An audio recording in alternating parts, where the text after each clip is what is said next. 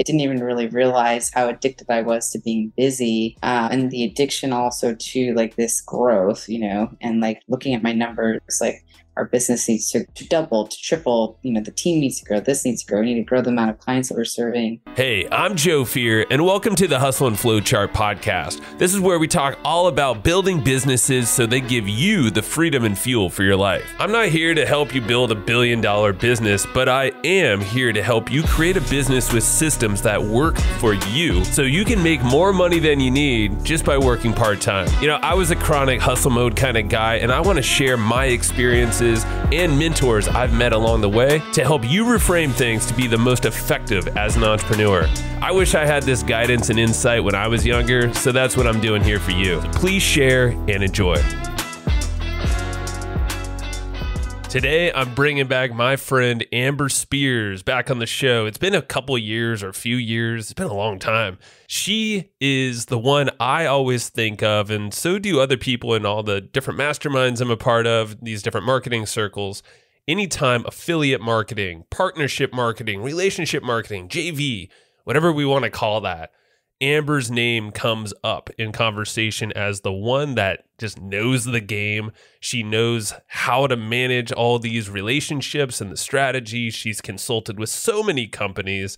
Her company, East Fifth Avenue, has been a world-class affiliate management, education, and marketing company for years, has helped 7 to 9 figure entrepreneurs and brands increase everything they're doing.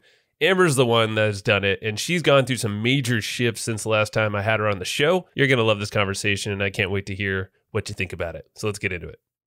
All right, Amber, we're officially recording, even though we've been chatting for 30 minutes or so. Love talking to you. Great thing. Same. Yeah. And it's been too long. And I look back on the podcast, it was like episode 159 was the last time you were here. It's like 500 plus now. I don't know. But amazing. Too long. Congratulations. Yeah. Thank you. Yeah. Yeah. No, I mean, like things have changed, obviously, over the handful of years for both of us. And that's just life. And the fact that that's what we were spending the last 30 minutes is just catching up and jamming on life. And I don't know, the crazy shit that we've learned through these years and actually tapping into what makes us us and how that kind of, I guess, transpires to the world and the communities we build. So yeah, I'm just excited to have you on because you're real. And I feel like we're so similar in so many ways too. Yeah, I know. It's awesome. As you were talking, I was like, wow, like I'm circling up, as I'm changing, like I'm still the same. So I'll do some of the similar patterns, but like I'm attracting back in my life, and like repelling people that a frequency fit for however woo that sounds. I've become a bit woo, over time, only because like I think, money is a luxury that allows us to have time to like slow down and actually look at ourselves. That's the journey of being an entrepreneur, I think, is like, if you can use this money to like slow down and really feel into like, who am I and what do I really want? And, that is like, I don't think that many of us can answer that because we don't give ourselves the time and space. And so we've done that since the last time that we talked. I think we've both a lot slowed down. Yeah. And I would say you haven't been circling, you've been spiraling, in a good way, like spiraling up, because that was like my realization too. I'm like, yeah, because very similar. I've repelled people, things, stuff I thought about myself that wasn't true. And become more woo, but there's got to be a better term for that. I guess more real. Yeah, more real, more connected, I think. For sure. You've always been a connector. I've always been a connector as well of other people. But I think what was missing for me is like a connection to myself. You talk about being a people pleaser. I'm a recovering people pleaser, probably still in and out of rehab on that. But, I think that's part of it is like, we got really attuned to other people's needs, other people's desires, wants. And so, we can really clearly see the patterns of who they need to meet. But when you do that, when you're so outwardly focused, you tend to not like hear yourself and to need quiet to really do that, at least for me. I resonate with that. It's the outward. Yeah. Like, and you said patterns, like I feel like that's something I've always had too, is like I could see patterns, I can kind of anticipate things or actions from people, have that intuitive feeling, which that's what I've really come into is like, what is my intuition saying, and actually listening and pausing, not just acting on what my brain might be telling me, but it's like, yeah, what are these patterns and things that wherever in me are sensing these things? Seems like that's what you got going on too. Totally, man. And like I thought Yeah. it was just much easier to see patterns in other people, fix other people, help other people, and then realizing that I can turn that superpower within Mm, and look at my own patterns and like, see the areas that like are both things that I really love about myself and also things that I wish were different and ways to kind of work on that or adapt to it. mm. Just so that I don't beat myself up about it, right? Like being Yeah, disorganized. for sure. Like, you know what I mean? Things like Similar. that. Yeah. Yeah. But it's like, yeah. But I think like that's, again, it's just such a luxury that just something, if you're not an entrepreneur, you're working a 9 to 5, and, as an entrepreneur, sometimes I think I work even way more than someone with a 9 to 5. But Hmm. like, you should be able to build freedom into that. Time freedom is a big thing. And like, that's really a luxury that I think the wealthy, or people of a certain income level can afford to do because somebody, like my mom who's a single mom, working as a realtor and hustling on all commission, or when she was a hairdresser, or you know what I mean? Like Yeah. that trying to support 3 girls, like have that luxury of sitting down and being like, who am I? Let me meditate. Let me, do these things. And so, like it's a big realization that like I didn't give myself that opportunity either when I was flying all around Mm. trying to build these businesses and push and hustle. Like I wasn't stopping and being like, let me check in with myself. I was like, let me check in on my clients. Let me see what they need. Let me see, what the business needs, what my team needs. Like, it's just like that habitual pattern. And now that the business is stabilized and, I feel more stable, it's just looking in and being like, oh, wow, like there's things that are still operating me that don't serve me anymore, served me really Yeah. well in the past. There's relationships that don't serve me well anymore that I would love to have changed or let go of. There's new relationships in my life that are serving me much better now that I'm in a different place, and just kind of being gentle with myself and realizing that, I got really good at the outside connection and looking, and that is a superpower. And now I can just finely tune that within. And that's been a real cool journey of Mm. discovery and awareness. Yeah. You say, yeah, you're so eloquent about it too. I'm like, man, I learned so much from what you just said. Hey, I want to pause this and give a quick thanks to my friend Greg Marilees and his team at Studio One Design. They're the ones that built my website over at hustleandflowchart.com. I couldn't be happier. They nailed it. It looks so professional. They basically read my mind on the vision and they executed it beautifully. I now have a perfect offer to display. It looks super clean. I've already been getting a lot of people asking all about it, and I've been referring everybody to Studio One. So they actually put together a quiz for you if you're looking to optimize your current website or build a new one. It has a full quiz that gives you a ton of results on how to improve and optimize what you're doing. So go complete that quiz at studioOneDesign.com/Joe. That is studio, the number one design.com/Joe. It'll give you a free report after you finish that quiz. He's also giving away some cool bonuses. So go check it out at studioOneDesign.com/Joe. Right before we hit record, I'm like, wow, our paths have been very similar in a lot of ways. And yeah, it's that discovery of ourselves, but also the noticing of the outward things we're doing. Like for me, like I was saying, last year was burning it out in a whole different industry that really it was my brain leading me there, thinking that, oh, I want to be part of the new thing that, I want to champion this thing for the marketing community, this Web3 approach and all this cool tech. And I can connect with these people, and help them out with my superpowers. But then it came back to like, it ain't serving me. It's not it's not Mm. fulfilling me. And like we were talking about Joe Dispenza, it wasn't a feeling of wholeness. That's for damn sure. It was like a feeling of this anxiety and this pressure all the time. And I think amounted to that from years past as well, and other events shaping up and things that happened that, yeah, it got me out of like, hold on, what's the internal Joe needing right now? Knowing that all these superpowers ain't going to just fly away if I slow down. Luckily I chose to last year, October is like, nope, cut it off. Like go MIA for a while and then reassess me first. And then now, yeah, 2 months into this year at least, that's where we find ourselves now. And I'm so much more fulfilled in a very similar message you're talking about and what you're doing with your business, which I'd love to chat about how you've shifted everything you've done at East Fifth Avenue and the affiliate marketing space, partnership marketing, because it's so aligned with what I'm doing here and how I want to present new ideas to entrepreneurs, marketers, that there is like whatever's inside us, those special gifts and the things, our superpowers. A, do you even know what the hell they are? Like people have probably been telling you that outwardly Yeah. forever. I know I ignored them or I like just not discounted them. I deflected them, I guess, without knowing. It was my brain saying like, I already know that. All right, let's go to the next thing. And just moving to the next thing doesn't bring us wholeness or fulfilledness. It just brings us to the next thing. And it's like, okay, new problem to solve.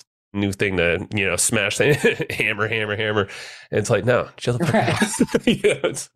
So with this show, Yeah. yeah, I would like to exactly what you're saying is what I'm trying to put out here and share more folks like yourself, which I'm so happy that you've been doing the same change because I didn't really know a lot of it.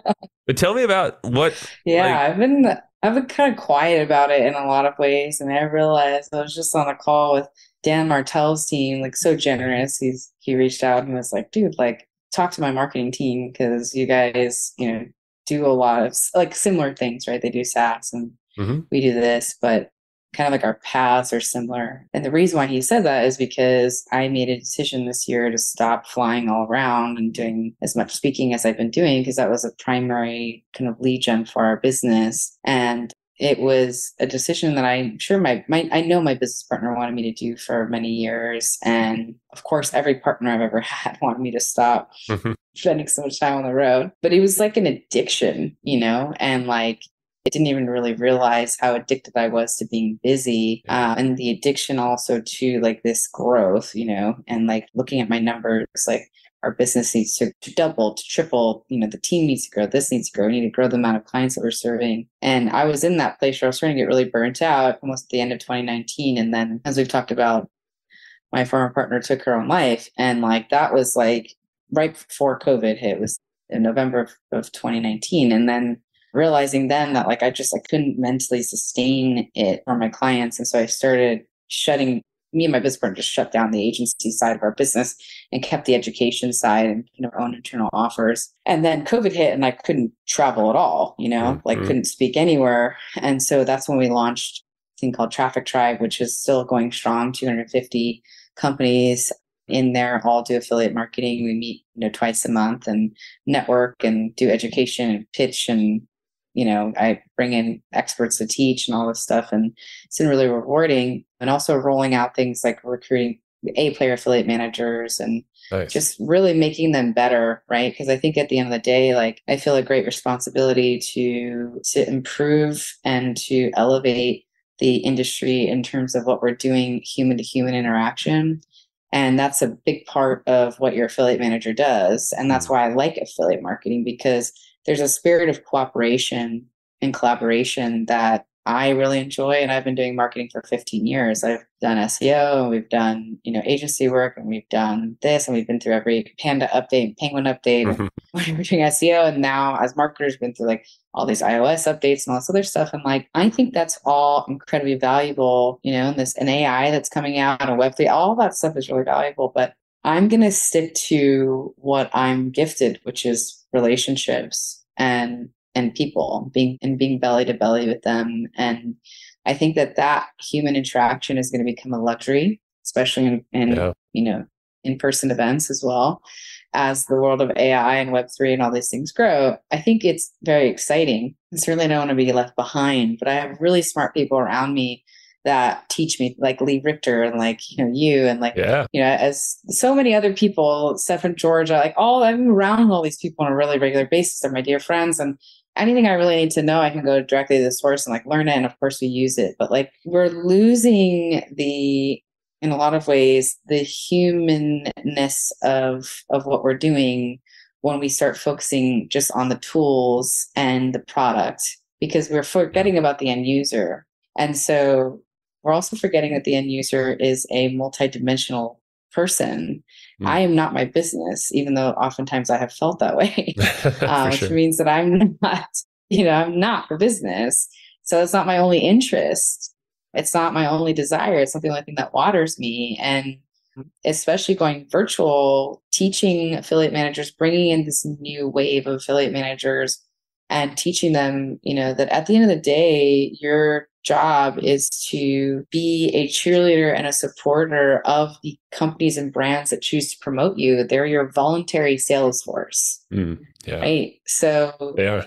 You need to have these higher level skill sets. Of course, you need to learn sales training, but the reason why you're doing it is to help them solve a problem, is to increase the growth of their revenue and their reach, and doing audience swaps and doing all these things. Like, you guys are collaborating. And so that I take that really seriously. And like everything that we built on the education side looks at that. And it's the same thing with my mastermind. I've had it for 7 years and that's going through this evolution. And like, my businesses are evolving because I'm evolving, but I'm just gonna say, like, I'm gonna stay old school in that, like, I want to double down and do what I've done best my whole life, which is connect, understand, amplify, support people, brands, products, missions that I care about, that resonate with me, that I think are important to the future. And that's what I'm going to back, is the people.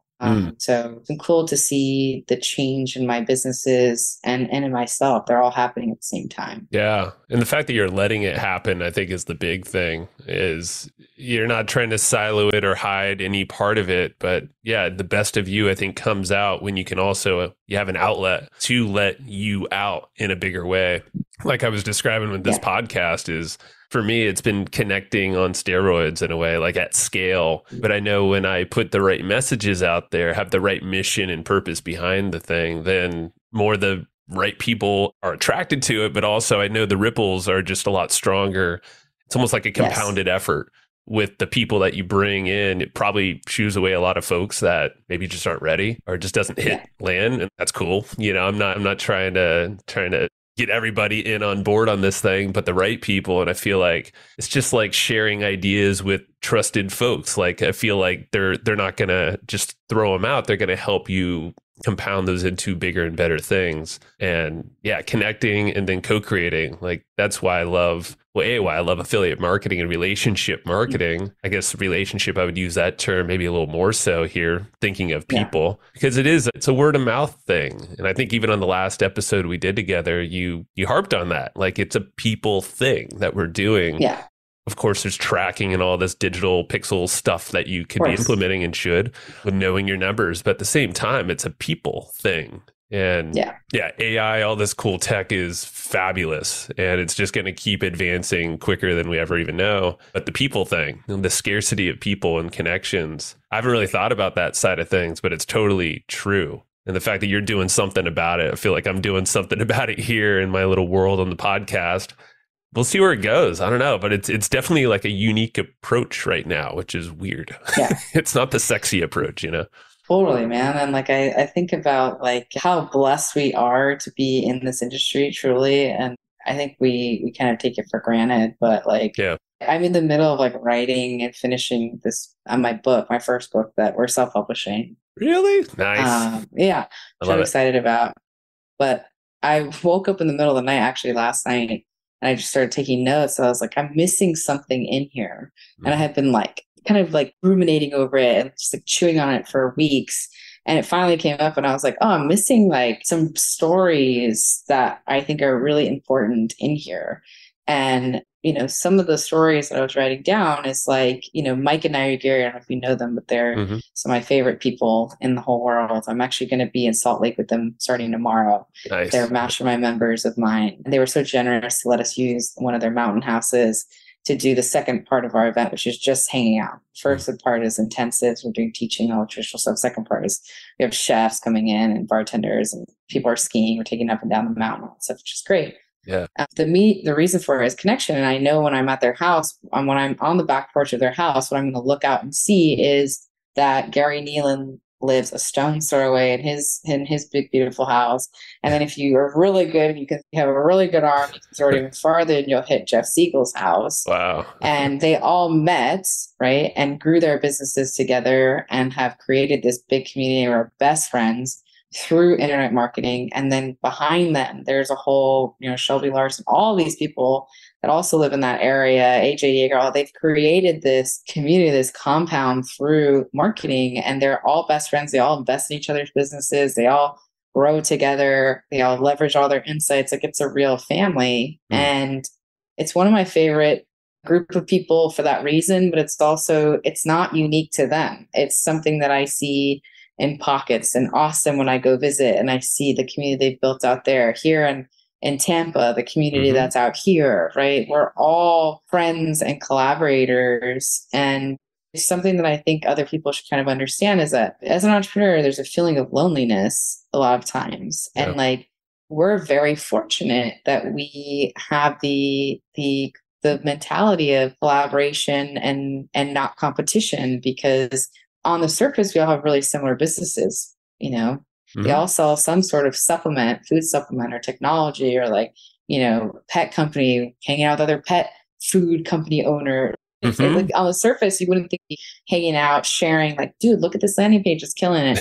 This copywriter wrote this best thing. Let me introduce you to him. Like, that's not normal in most companies. And we do that. And I just love it. I think that's like the best part about what we do. It really is. Yeah, it's the openness and sharing and remembering that we have those folks around us, no matter what level you are, however you want to put people in levels, I guess, is like, just as long as you involve yourself with others and find, like, your group is out there. It could be a virtual group or belly to belly kind of, in person, which is always amazing and better. Yeah, let's be honest.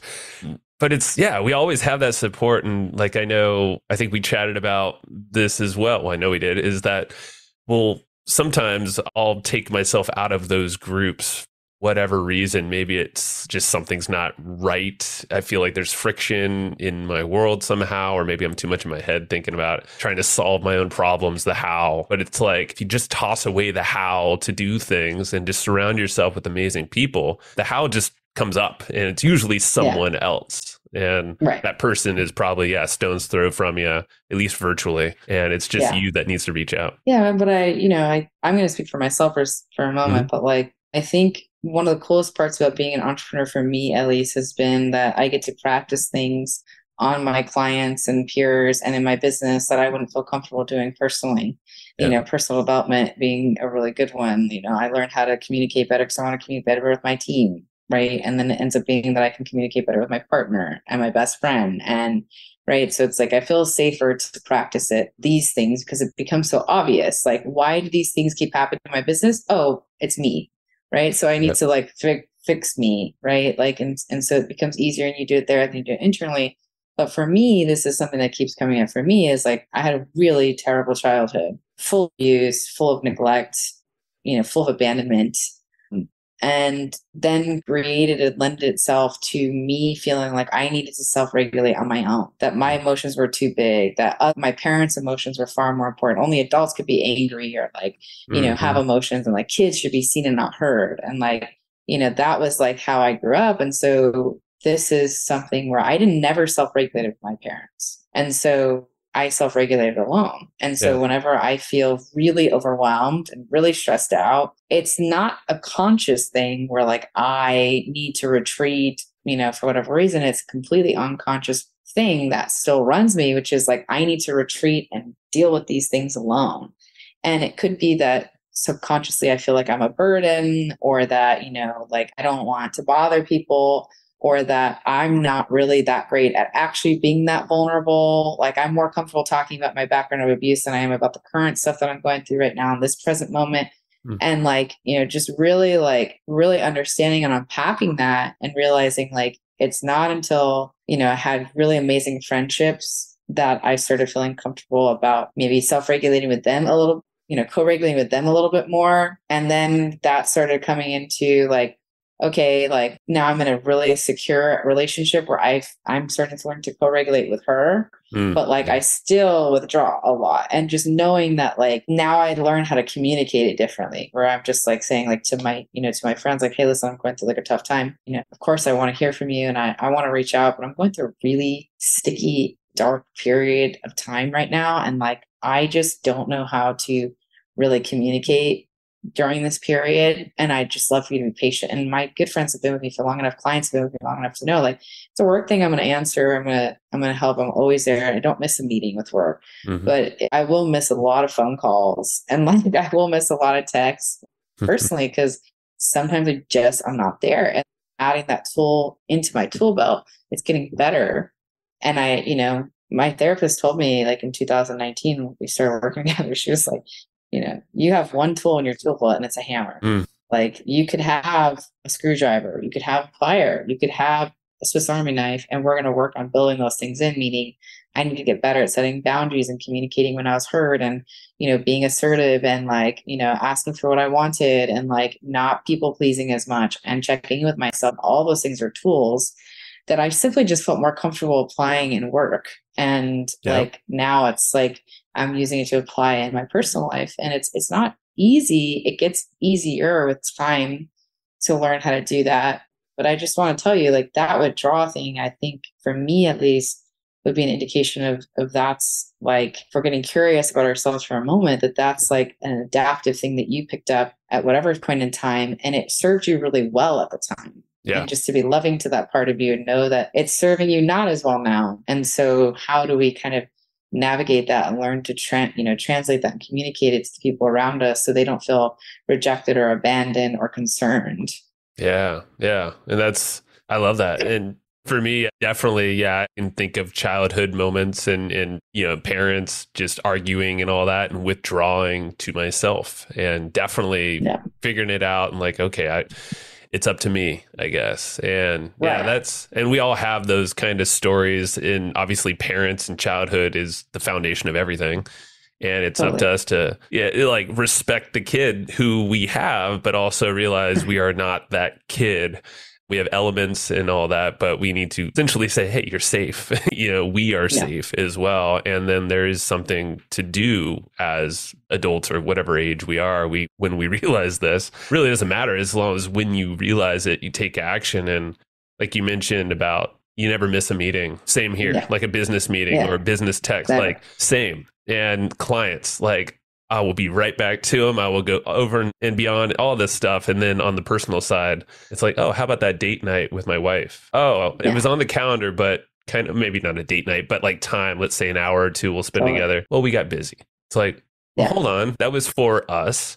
Or it could be meditation, workout, whatever that is for me. And also anyone listening, what is that thing that we're scheduling for ourselves or that we should schedule and actually freaking do it, like show up for ourselves? Because that'll make all the difference and do it consistently. Just like we approach work, just like any other relationship, it takes time. And I mean, for me, like the last month, I've been tracking these micro habits and these little things like 10 minutes of meditation or breath work every day. Cold shower or plunge, which, it's tough, Amber. Gnarly. Do it. It's gnarly. I mean, I'm in San Diego, so I don't have the coldest water in my shower, but but things like that, journaling, like I got this, it looks like I have a ship log or something, but it's, it's amazing. And just the writing, like pen to paper thing, I haven't done consistently until like the last month. And it's just wild when like I feel like the brain turns off. My brain will turn off and then the pen goes faster. And I'm like, I don't know where these words are coming from, but something when I read back, I'm like, wow, holy moly, like that wasn't the thinking brain solving problems. That was something else. And it brings these deeper insights that then I can, review and apply elsewhere. And it's usually rooted in, hey, I am so connected. I'm so abundant with my own talents and superpowers, but I know that's the same for everybody else. And, it's just connecting with people, maybe not everyone, but the right people. It's the ones that are intuitively like, okay, like going into this call and when I reached out for you to be on the podcast, it was a no-brainer. I didn't know what the hell we were going to talk about, but I knew it would be great. And still, even like 10 minutes before the episode, I was putting some notes together. I'm like, and I haven't looked at my notes this whole time, which I figured would happen anyway. And yeah, like the right people just show up when we show up for them and for ourselves. So yeah, man, yeah. totally. Like when you're talking, I was just like feeling really grateful that we can like be like parallel lives and like feeling like I'd love to collaborate with you more like out of virtual like calls because there's more of us out there than I think we realize, you know, and like while I think like, you know, the tactics and stuff that we could talk about, you and I could talk for hours and the podcast listeners could hear it about, you know, these sort of things that you can do in your business to grow it, things that you can do in your affiliate program to scale it. And there are so many podcasts like that. We've done that in this show together. You talk about it with regularity, but I just don't think there's as many people talking about, you know, the personal growth that they've gone through and how that is affecting and rippling out into their business and their communities and their families. And I think we should be talking about that because we are a whole person.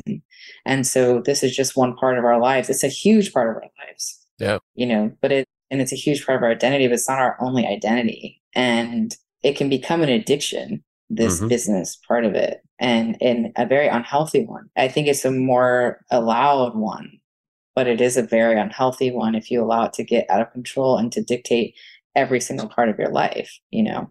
Good point. Yeah, it's like an allowed addiction. It's one that people don't say, hey, go check yourself out, or, you know, go take a retreat or whatever. I mean, whatever you got to do it. But yeah, it's interesting. And I'm curious of your thoughts on this, because going this path, I had resistance for myself because it wasn't the sexy thing to do. It's not the thing that would probably get all the clicks and views and listens, is talk about self-development or this feeling of what's our enough, our purpose in business, and how that, you know, really does ripple out to everyone attached to the business, ourselves, team, people buying, listening, whatever. It's this massive ripple. And when I had that aha, and that was a couple years ago on the podcast, it brought me so much joy for what I do, because I'm like, holy moly. Like, so every single person I picked to bring on this show is part of the co-creation of this thing that I know is going to have massive ripple effects, and it's going to affect their lives, their kids, their partners.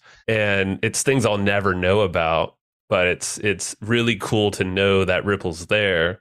And as you know, my audience has grown over the years, and it's pretty cool. There are more listens now than there were then. It's still in my mind, I'm like, I don't know. It's not this sexy, like this little thing will show up and be like, oh, it's not the AI. It's not the, you know, It's not the cool tactic that people say they want, but it's the thing that I feel like people will be late at night thinking about or reassessing, hopefully something they're doing in their day to day that will make that ripple stronger, maybe longer lasting than the latest affiliate marketing tactic or landing page or swipe that we should all be trying out, sequence, you know. Yeah, that's for me. With this shift that you're going about, like, and tell us about how you're doing that a little bit with your companies too, and if there's any of those types of things that pop up. Yeah, man. Well, I think, you know, when you're talking, again, we were just kind of volleyballing back and forth before this call, but I think like AI and algorithms and Web3 and all these things are so interesting, and they're so fast moving, and they can help, you know, grow our businesses so much, grow our reach at, you know, to any point in the world, you know, make us go faster, make money, all these things. But the challenge that I have with them is that there is a lack of focus on the end user, the person at the other end of the line. Like, even when you're doing algorithms, I had so many people pre-COVID and pre the Google's privacy update that were like, I started with affiliates, I used to do it, but like, man, I could do better on paid media. I'll just scale on that. Then I don't have to deal with humans, and like, you know, they're so erratic and so inconsistent and like all these things. I just don't want to do it. So like, I'm just going to do paid media because it's better, easier, faster. I can scale it. They're the same people that when they got kicked off of the platforms, or, you know, that had the privacy update happen or what have you, that came back to me and were like, holy shit, we need to instill this into the business again.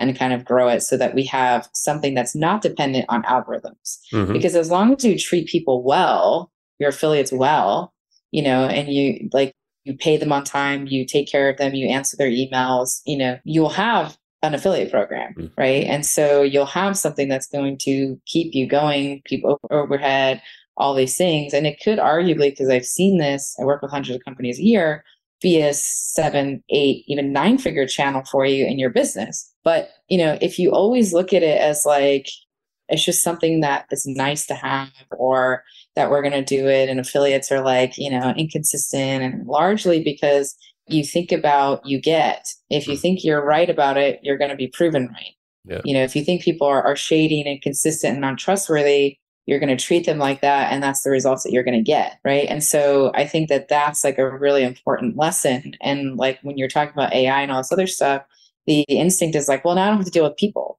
Well, you still do, because you're serving people at the core end of it. We're all serving a person at the other end. And so if we're not focusing on how we treat them, right, even with affiliate clients that I work with, and I'm looking at their program, I'm looking at two parts. I'm looking at the structure of the program, and I'm looking at the people, right, which is the people who are driving their team for, who's their affiliate manager, who's their market manager, who are their affiliates, right, on the other end of that. The structure is determined by the market, right? Like how much you're paying, what you're paying, how high of a CPA, the commission structure, the tech stack that you're in, the tracking, all that stuff's market determined. There's already kind of best practice there, right? So you can look at it and say, check, I have it. This is on weekend, on week here, and week here, I need to add these things in. And then the people, right, are different. Like how you treat the people on your team, how you treat your affiliate partners, are they an inconvenience or are they a joy, is really going to determine the success of your affiliate program, not just the structure. And so I think that that's a big thing that I keep harping on, is like, who's the end user here? And your affiliate program, the end user is not the client that comes in from the funnel that they promoted. It's your affiliate partner. Yeah. And so just really kind of flipping that on its head and saying, are we treating them at the gold standard? And what I mean by gold standard is, do we treat them as if they're a joy? Do we treat them with the understanding of, this is a voluntary person that has volunteered their hand to promote my products and services, usually most of the time on performance. So why wouldn't I have the most optimized funnel for them? The most proven email swipe copy, the best looking graphics, the most responsive team members to serve them. That's part of serving them, right? And so like, why wouldn't I want to give them the highest payouts possible if it makes sense? Why wouldn't I want to work on increasing my average order value, my lifetime customer value, so I can pay them more? They're not a faceless algorithm. They're my friends. They could be Carrie Nealand and Jeff Siegel, who live a stone's throw away from me. Wouldn't I think this through and not go the cheapest route? The cheap Filipino customer service agent that like, not to say there's anything wrong with that. We have some of those in our team, but like, would I trust them to deal with my highest caliber VIP relationships? No, because I didn't invest enough in them to get them to the level where they can handle these key relationships. And that generate me millions of dollars a year. And so I think that this is just something that, as great as AI is and all this other stuff, is it going to make me treat the end user, which is in this case, my affiliate partners, better? Are they going to feel more taken care of, more seen, more appreciated by me?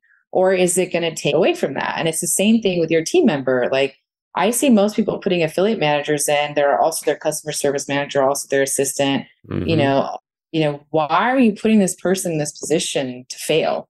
And then you're not training them up on how to negotiate, how to represent your offers well, how to treat the affiliate partner well, how to be proactive on things that they might need.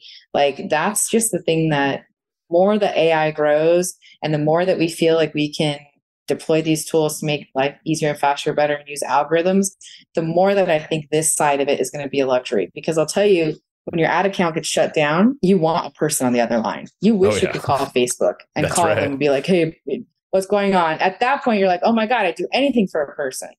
But I think that that's just like, for me, the hill that I'm going to die on, which is like, we need to get better if we're doing affiliate marketing at treating the core end user, which is our affiliate partners, if that's a part of our program, like gold. Yeah. And not just our clients and customers. They're gold, and they are literally they're our representative in a lot of different ways for our brand, which that's what we're growing. Each of us have a brand. And you talked about this before, is that's the power of it. Like people attach to brands, they attach to personalities, which is a brand. And who knows what Right. can come from there. But yeah, like I know this show has a brand. It might not all be me. I don't necessarily want it to, but I know there's an attachment there too. So anybody who's going to rep me as an affiliate manager is sure as hell going to be invested in the brand and represent that very well. And Totally. yeah. Totally, man. And like, I think that that's also the recognition, like you are willing to change. You're different than I talked to you 2.5 years ago. Mm-hmm. You know, you don't have a business partner in this anymore. You're talking about different stuff. I applaud you for doing that. That's brave. You know, there's a feeling of like, I need to have this external persona to the world and be different internally with my friends. And I think that's part of it. It's just collapsing the mask and just like collapsing these different walls and just being like, hey, this is who I am, who I'm interested in, why I'm changing. And it's what I'm doing right now in my businesses, you know, with eSpit, going and shutting down the agency and doubling down on recruiting. We're finding these like amazing affiliate managers and we're placing them in-house. And why are we doing that? Because every successful affiliate program that I have seen at scale, and I've worked with ClickBank since 2016, all the Agora companies since 2017, we've worked with Organifi, we've worked with some of the biggest companies on earth. They all have in-house affiliate managers, all of them. They're not outsourcing it to these agencies. They're not doing that stuff. So if you're serious about it, we want to help you find A-level talent. We also don't want to be the one doing it for you because it burnt us out so much because we weren't just a normal agency. We were doing so much additional work. And that's always how I'm going to be.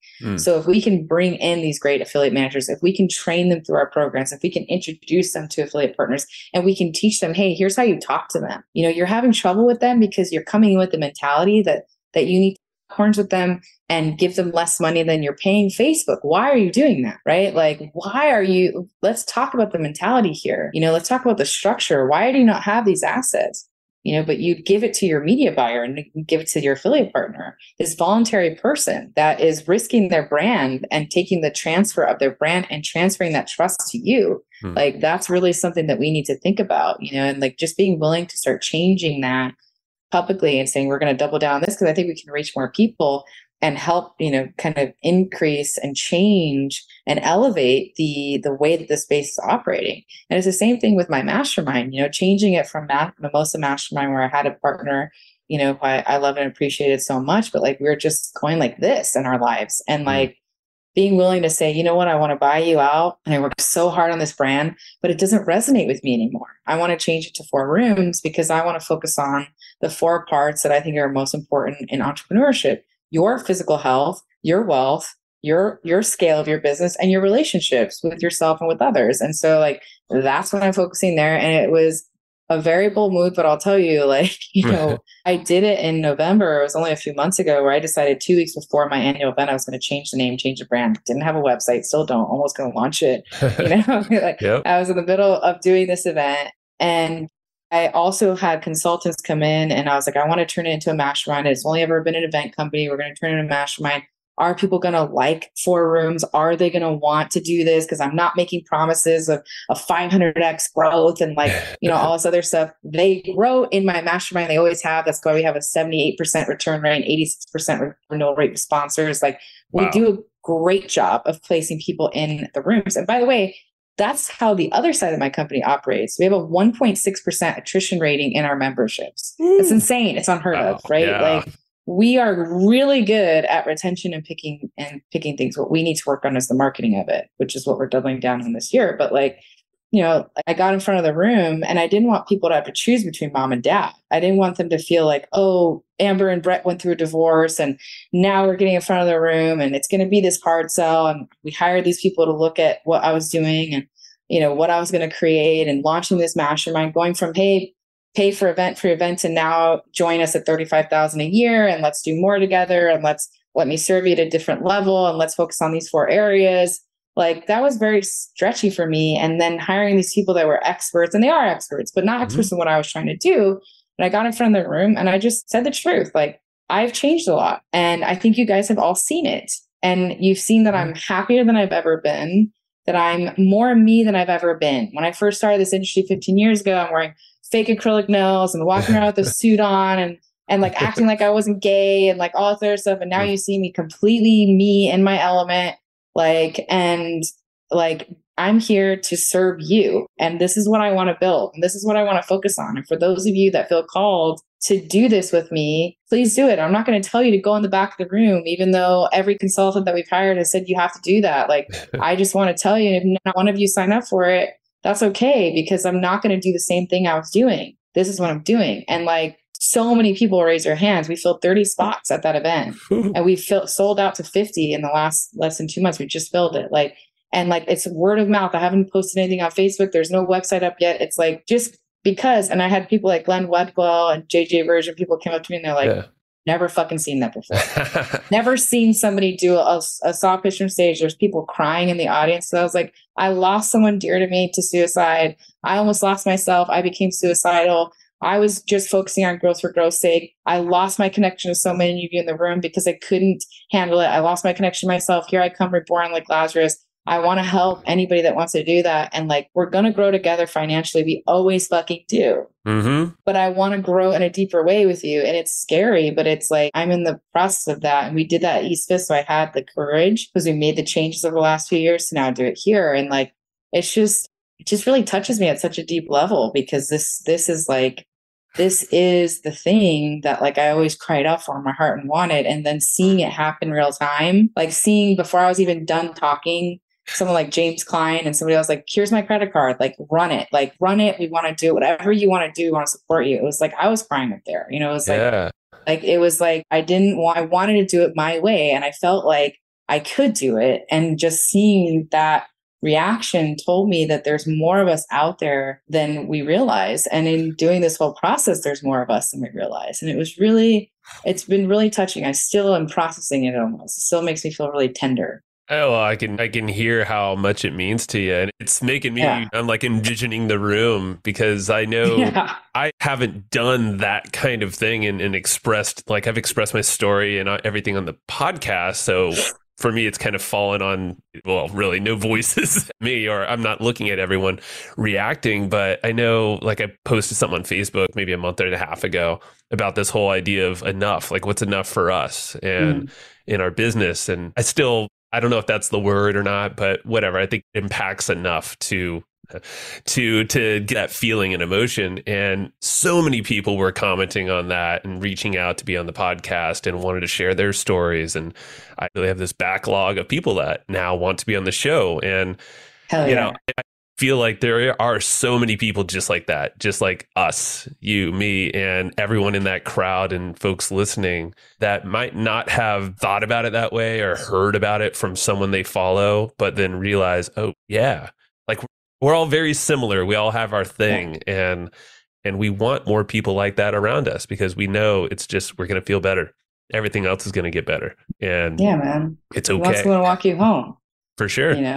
And like part of it is allowing that. And like, I think business is the best personal development that you can do if you really look at it and take a moment to step out and look at what you're really doing, and I just feel so blessed that it's brought me people like you and given me an opportunity to do that. I've been so fortunate to have a business, up until this year, built completely on referral. Me speaking from stage, and like now I'm entering in this new scary thing and being like, all right, we're not speaking from stage. So we need to create podcasts and, good marketing funnels and stuff so that I can reclaim more of my time freedom. And it's scary, but like, I'm willing to take that leap. And I know that there's people around me in my mastermind or as clients or in my circle and my community that have done it before, and that they're willing to share and help guide me through this so that I can reach and impact more people and will help me. It's the next step. It's like, I really do feel so deeply about it, about serving my clients. I care so deeply and I want to serve more of them. And part of that is stepping into this higher league and doing it differently and being willing to be brave like you're doing, so I just want to commend you for that. Thank you, Amber. It means a lot. And I'm excited to get your voice out there, for you to get your voice out there, podcast, marketing, all that, because more people need to hear it. And the more of us, champion this whole feeling, it's just gonna, again, ripple effects. So thanks, homie. I appreciate it. This is one of the most fulfilling, I think the most fulfilling podcast I've had. Well, hopefully my wife doesn't totally hear that because we did a couple together. That was fun too. Sorry, Heather. It's different. It's different. It's different. It's different. Yeah. It's true. It's different. I'm serious though. Thank you. Yeah. And I can't wait to share this around, and we got to do this more often and actually meet up, because I don't think we've ever actually met up in person. I know, dude. Virtual, which I'm like, oh my God. So, we need to. We will. We need to. Yeah, I'd love that. I'll send you a list of what we're doing this year. I'd love to have you come as my guest. Thank you. Yeah. Thank you. Well, share with others listening how they can follow along with all the new and amazing things you're doing and how they can get involved too. Yeah, great. Well, my business to help companies increase their reach and their revenue with partnerships is East Fifth Avenue. Love to support you in any way. We created a really cool ebook. I just didn't make it so that I have like the lead gen. I think that's gross. It's actually really cool. Any level that you're at in business, we have a know your numbers guide and everything. So if you go to eastfifthavenue.com/gift, you can opt in on that. And if you end up wanting to work with a member of our team and just talk to us, we're happy to. But if not, I'd love to leave you better than I found you. And then we're launching 4roomsmastermind.com, which I just took a look at it. It's almost done. We have all kinds of cool events going on this year. We've got intensives, workshops, big annual event in Austin in December. My events are really different. Of course, we bring in the best thought leaders and stuff to teach, but I handpick where you're sitting every single large event. Dinner, I do deep intake forms on you to make sure that you're getting paired with the right experts and peers to, support you. We do talent shows, we do costume, parties, we do like all kinds of wild stuff in addition to, the tactics. And I always have a day of just hanging out, because I know that my members want that. And so they're different. So if you want to check it out, either company, I'm here to serve, and just greatly appreciate you having me on again. And I hope we get to do this a lot more. We will. And get that Know Your Numbers guide. I was checking it out. It's like 42 pages, I think it is, of just I know. We want to build something cool. Yeah, no, you're getting value. So if you have any questions about affiliate marketing and partnership marketing, get it. So Amber, appreciate you as always. Much love. You. Yeah, we'll do this again. Thanks, Joe. All right, homie. Thank you. All right. That's what I got for you today. And remember, it's not all about living to work. It's all about working to live, if you need to do the work. But work can be fun, and it should be fueling for your life. So if you enjoyed what you just heard, if you got some nuggets of wisdom that you want to share, or you're just noodling on right now, please go tell others the way that people find this show and how you can help others get their aha moments is through word of mouth. So if it is telling your friend, telling your family, sending an email to your list, writing a review, or whatever it might be, everything helps. So thank you so much for listening to the Hustle and Flowchart podcast, and I will see you next time.